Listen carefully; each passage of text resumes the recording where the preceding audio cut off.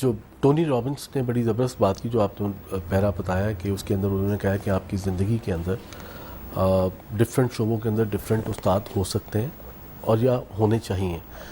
انہوں نے بیسکلی وہاں پہ یہ چیز ایکسپلین کرنے کی کوشش کی ہے کہ جو آپ کی زندگی کی ڈفرینٹ سٹیجز ہوتی ہیں اور جو اپ گریڈیشنز ہوتی ہیں اس کو آپ کو ایک جگہ پہ سکسیزفل ہو گئے, آپ کو وہاں پہ آ کے اپنے آپ کو اسٹک نہیں کر لینا, آپ کو نیکسٹ ٹارگیٹ کرنا ہے, پھر وہاں پہ پہنچے پھر نیکسٹ ٹارگیٹ.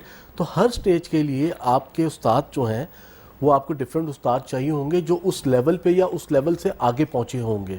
وہی جو بات آپ نے پہلے کہی تھی کہ جس قسم کی کمپنی میں آپ بیٹھتے ہیں تو وہ آپ کی اپ گریڈیشن ہوتی جاتی ہے سٹیج وائز اور ہونی چاہیے.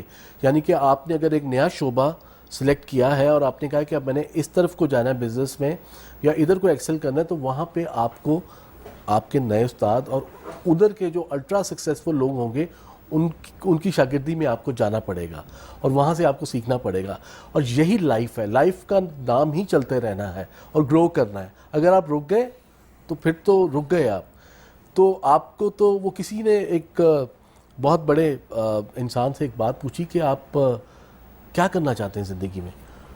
انہوں نے کہا کہ میں آخری سانس تک جینا چاہتا ہوں. واہ.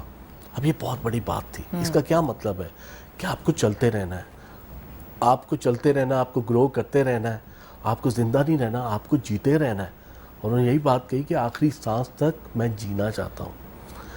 تو وہ جو ٹونی رابنس صاحب نے جو بات کہی ہے وہ بالکل ٹھیک بات کی ہے کہ جب آپ اپنی پروفیشنل ورلڈ میں اپنے گولز کو سیٹ کرتے ہیں, پھر ان گولز کو آپ اچیو کرتے ہیں, پھر آپ اس کو اپ گریڈ کرتے ہیں, پھر آپ اس کو ٹائم کے ساتھ ساتھ اپ گریڈ کرتے ہیں, کیونکہ دنیا میں change is the only constant thing.